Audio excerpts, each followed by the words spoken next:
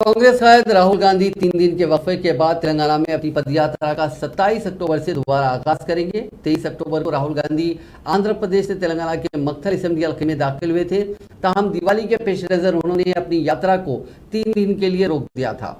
27 अक्टूबर को महबूबनगर से दोबारा यात्रा का आगाज करेंगे और 31 अक्टूबर को राहुल गांधी प्रेस कॉन्फ्रेंस से खिताब करेंगे।